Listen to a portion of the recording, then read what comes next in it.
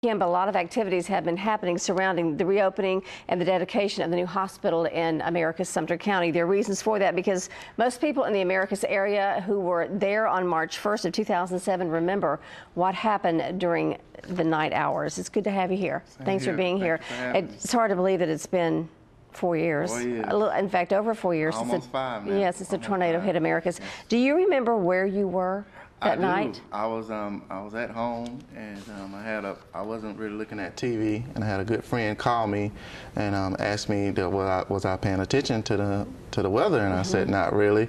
And maybe like 5 minutes after that, it was around 9 o'clock, between 9 and 9:30. You heard the train sound, and you jump in the closet and hope everything goes well. So I remember just like it was yesterday. And it changed pretty much everything in the Americus area. This is what are we looking at here, Marcus?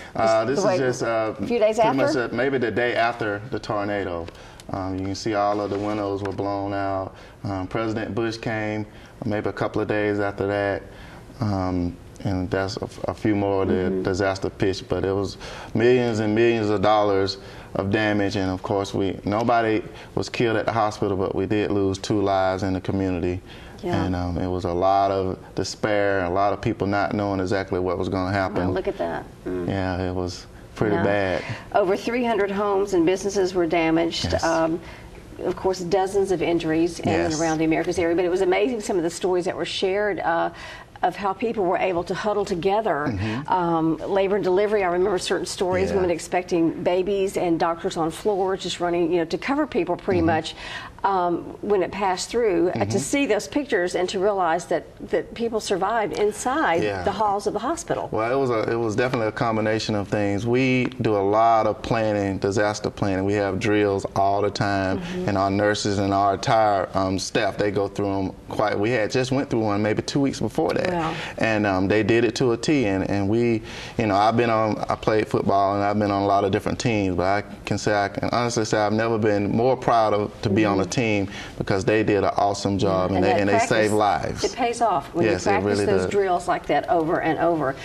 When everybody pretty much was able to, walk away and step back and look at the damage, those pictures, and they're thinking, this is our hospital. Yes. Where do we go from here? It's going to take forever because doctors' offices in that area were damaged as well. Definitely. They had to relocate their practices. Yes. So you just said, okay, we're going to do this. We're going to find another site, but it took money. Where did you start? Well, you had to rebuild. The next day we had a meeting, and it was pretty much decided that we were going to rebuild a hospital.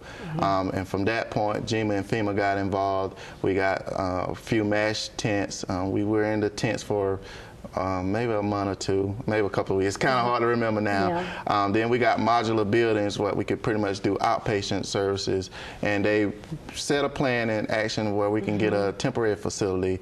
They're called Cojum units. They put those together, and we got into the temporary facility in 2008, maybe about a year later in April of 2008. And we've been in that facility since that time.